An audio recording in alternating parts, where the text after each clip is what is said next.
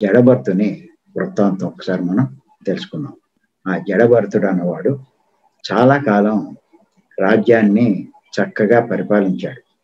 ఆ భరతుడు పరిపాలించడం వల్ల అది భరతవర్షంగా ప్రసిద్ధి చెందింది. ఆయన నారాయణ భక్తుడు, యజ్ఞ యాగాలు చేసేవాడు. చాలా కాలం తర్వాత రాజ్యాన్ని, సంపదల్ని కొడుకులకి అప్పచెప్పి పంచిపెట్టి హరిద్వారం వద్ద ఉన్నటువంటి పులహ మహర్షి ఆశ్రమానికి వెళ్ళడం జరిగింది. ఆ విధంగా నారాయణ చింతలో ఉన్నప్పుడు ఆ ఆశ్రమంలో నారాయణ చింతలో గడిపేవాడు. ఆ మునులతో సాంగత్యం చేస్తూ ఆ చింత చేసుకుంటూ ఆ రకంగా సాధన, వాళ్ళు చెప్పినటువంటి సాధనలు అవి చేసుకుంటూ గడిపేవాడు. ఇలా ఉంటున్నప్పుడు ఏమైందంటే, ఒక రకంగా చెప్పాలంటే కర్మవశాత్తు అనే చెప్పుకోవాలి. గండకీ నదిలో ఒకరోజు స్నానం చేస్తున్నాడు ఈయన. ఉదయాన్నే చేస్తూ ఉంటే గర్భంతో ఉన్న లేడీ అటుగా వచ్చింది, నీళ్లు తాగడానికి వచ్చింది. సరిగ్గా అదే టైంలో దూరం నుంచి ఎక్కడి నుంచో ఒక సింహం యొక్క గాండ్రింపు వినపడింది. ఎప్పుడైతే సింహం యొక్క గాండ్రింపు వినపడిందో, ఇది ఒక్కసారి కంగారుగా ఈ గర్భంతో ఉన్నటువంటి లేడీ ఆ నది దాటడానికి ఒక గంతేసింది అనమాట. ఎప్పుడైతే గంతేసిందో ఈ ఏడావుల్లో, ఈ గొడవలో దానికి గర్భంలోంచి ఆ బిడ్డ బయటకు వచ్చింది. లేడి పిల్ల బయట పడిపోయింది, నదిలో పడిపోయింది. కానీ లేడి ఏం చేసిందంటే మొత్తం మీద ఈదుకుంటూ అవతలి ఒడ్డుకి వెళ్ళింది. కానీ ఆ సమయంలో అది చనిపోవడం జరిగింది. అప్పుడు ఈ లేడి పిల్ల ఏమైందంటే ఆ నదిలో కొట్టుకుంటుంది. ఈ దృశ్యం ఈ భరతుడు చూశాడు. ఈ జడభరతుడు అన్నవాడు చూశాడు. చూసి దాని మీద జాలేసి వెంటనే దాన్ని బయటికి తీసి దాన్ని సేద తీర్చి మొత్తం మీద దాన్ని ఆశ్రమానికి తీసుకెళ్ళి దాన్ని మెల్లిమెల్లిగా పోషించసాగాడు. దానికి కావలసినటువంటి పాలని ఇయని అన్ని పెడుతూ దాన్ని మెల్లిగా పోషించాడు. అలా చేస్తూ ఉంటే ఏమైందంటే, దాన్ని అలా ప్రేమతో పెంచి దాన్ని పోషిస్తూ వీడేం చేశాడంటే, తాను చేసేటువంటి సాధనల మీద శ్రద్ధ తగ్గించాడు. అంతకుముందు ఎంతో శ్రద్ధతో సాధనలు ఇవన్నీ చేసేవాడు. ఆ పఠనం, గ్రంథస్థ పఠనం, సాధనలు, తర్వాత ఆ ధ్యానం, ఇవన్నీ కూడా, అలాగే ఆ మునులతో ఇవన్నీ కూడా సంభాషణ, పరస్పర సంభాషణ ఇలా చేసేవాడు. ఈ రకమైనటువంటి ఆధ్యాత్మికమైనటువంటి ఇవన్నీ చేశాడు. చాలా గొప్పగా చేశాడు. కానీ ఈ లేడీని తీసుకొచ్చి అక్కడ పెడితే దాన్ని శ్రద్ధగా చూడడంలో ఇవన్నీ తగ్గిపోయింది. కొన్నాళ్ళకి ఏమైందంటే ఏకంగా మానేశాడు. ఏకంగా ఇలా ఉంటూ ఉండగా ఆ లేడీ మెల్లిగా పెద్దదయ్యి బాగా గంతులు వేస్తూ అటు ఇటు వేస్తూ ఆ లేడీ అటు ఇటు వెళ్తూ ఉంటే వీడికి కూడా కొంచెం భయం ఉండేది. ఏ పులైనా వచ్చినా, ఏ నక్క వచ్చినా, లేకపోతే ఏదైనా వచ్చినా దీన్ని చంపి లాక్కుపోతుందేమో అని భయపడుతూ ఉండేవాడు. అంత భయం వచ్చేసింది, దాని మీద అంత ప్రేమ పెరిగిపోయింది. ఇలా ఉంటూ ఉంటే ఒకరోజు ఏమైందంటే అది అలా తిరుగుతూ అడవిలోకి పారిపోయింది. ఎప్పుడైతే ఈ లేడీ అడవిలోకి పారిపోయిందో వీడికి చాలా బాధేసింది, చాలా దుఃఖం కలిగింది. దాన్ని వదిలి ఉండలేనటువంటి స్థితిలో ఉన్నాడు. చాలా దుఃఖపడ్డాడు, చాలా బాధపడ్డాడు. మరి నిజంగా ఎంత ఘోరంగా వెలిపించాడంటే, ఈయన భార్యని, బిడ్డల్ని, రాజ్యాన్ని అన్ని వదిలేసి వచ్చిన వాళ్ళు, అవన్నీ వదిలేయగలిగిన వాడు ఈ లేడీ లేకపోవడంతో, దాని వియోగంతో నిజంగానే చాలా బాధపడ్డాడు. వాళ్ళు వదిలేసి వచ్చినవాడు, చూడండి, భార్య కానీ బిడ్డల్ని కానీ దూరం అవుతే, చనిపోతే ఎంత బాధపడతారో అంతకన్నా ఎక్కువ బాధపడ్డాడు. అదే శోకంతో శోకించసాగాడు, బాధపడుతున్నాడు. మెల్లిమెల్లిగా కృంగి కృషించిపోయాడు. ఏమి తినడం మానేశాడు, తాగడం మానేశాడు, ఇవన్నీ చేసి ఎందుకో దాని మీద అంత అభిమానం పెరిగిపోయింది. దాన్ని వదిలి ఉండలేని పరిస్థితిలో ఉన్నాడు. అప్పుడు అలా ఆ జింకనే స్మరిస్తూ, ఆ జింక మీద ఉన్నటువంటి కోరిక, ఆ లేడి మీద ఉన్నటువంటి ఆ కోరిక, అరే రే వెళ్ళిపోయిందే అంటూ ఆ కోరికతోటే ప్రాణం వదిలాడు.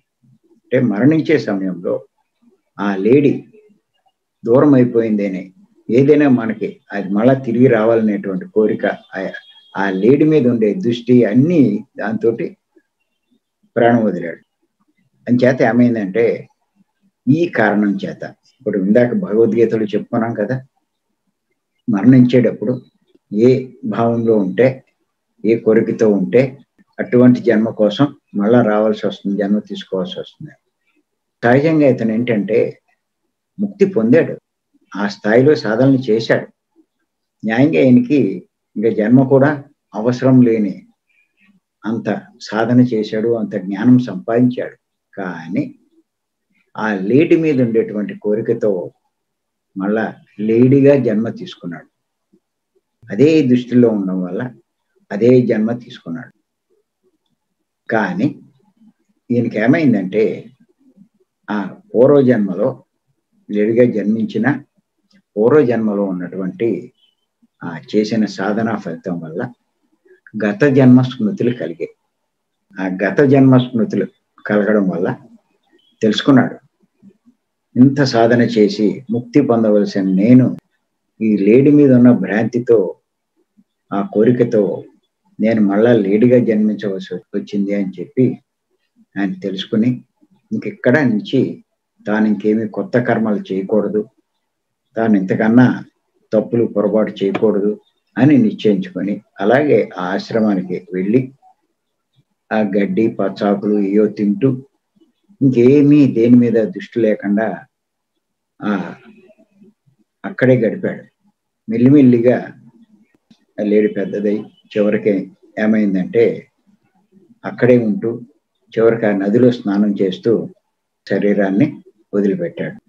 అప్పుడు ఏమైందంటే మరు జన్మలో ఒక బ్రాహ్మణ వంశంలో ఒక బ్రాహ్మణునికి 2వ భార్య పుత్రునిగా జన్మించాడు. ఈ భరతుడు అనే పేరు కూడా పెట్టడం జరిగింది ఆ జన్మలో కూడా. ఇక్కడ కూడా పూర్వజన్మ స్మృతి ఈయనకుంది. లేడిగా ఉన్నప్పుడు పూర్వజన్మ స్మృతి ఉంది, ఇప్పుడు పూర్వజన్మ.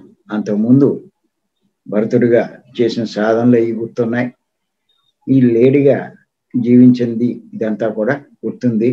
ఆ రకంగా లేడిగా పుట్టడానికి కారణము ఇవన్నీ అవగతం అయినాయి. అప్పుడు ఏం చేశాడంటే ఈ పూర్వజన్మలో ఆ రకంగా ఉండడం వల్ల అటువంటిది వచ్చింది, కనీసం ఇక్కడి నుంచైనా నేను బాగా జీవించి ఏ రకమైనటువంటి తప్పులు పాపాలు చేయకుండా ఈ జన్మలైనా సద్వినియోగం చేసుకోవాలి అని చెప్పి అనుకున్నాడు.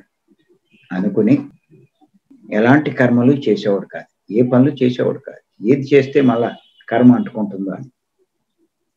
ఇలా చేయడం వల్ల ఏమైందంటే ఈ కర్మలు ఇవన్నీ బంధకారమే కాబట్టి ఇందులోనూ ఆసక్తి చూపించేవాడు కాదు, పూర్తిగా జడంగా ఉండేవాడు. తండ్రి బాధపడ్డాడు, ఏంటి వీడు ఇలా తయారయ్యాడు, అందరూ ఏదో పని చేసుకుంటుంటే వీడు ఏమీ లేకుండా ఇలా ఉంటున్నాడు అని.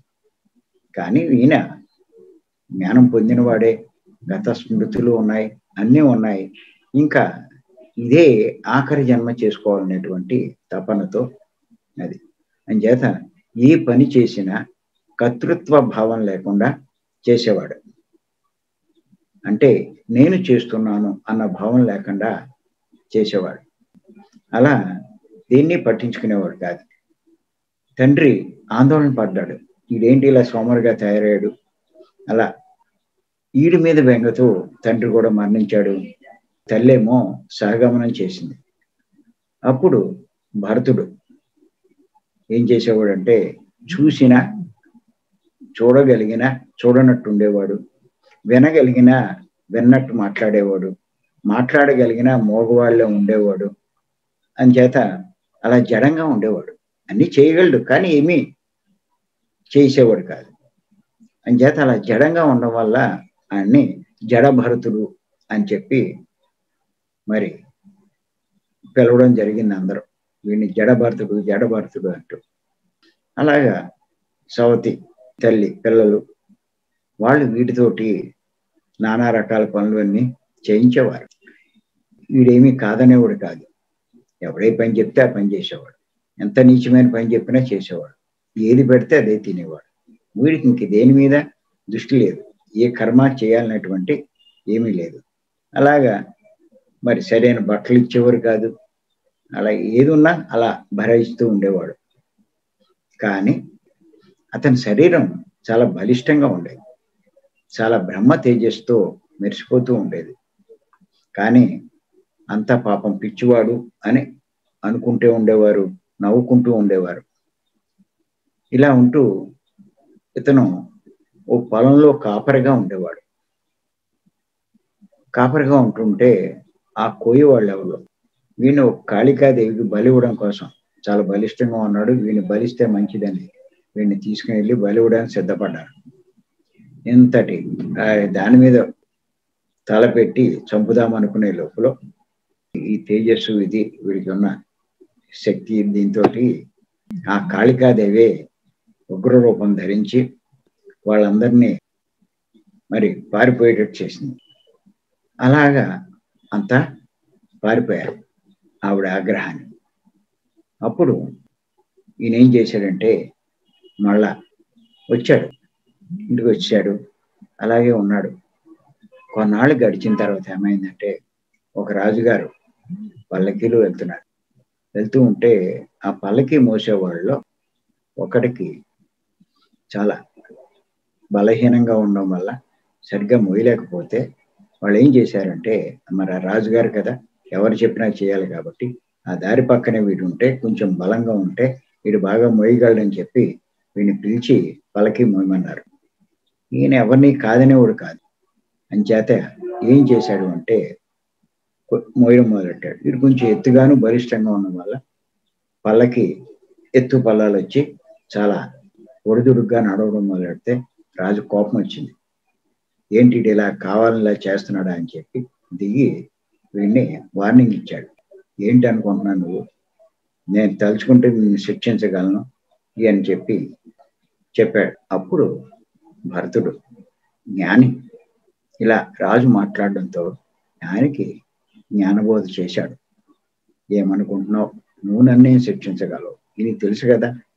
భరతుడు ఆత్మజ్ఞానం ఉన్నవాడే, ఆత్మజ్ఞానం పొందినవాడే, ఆత్మ తానని తెలుసుకున్నవాడే.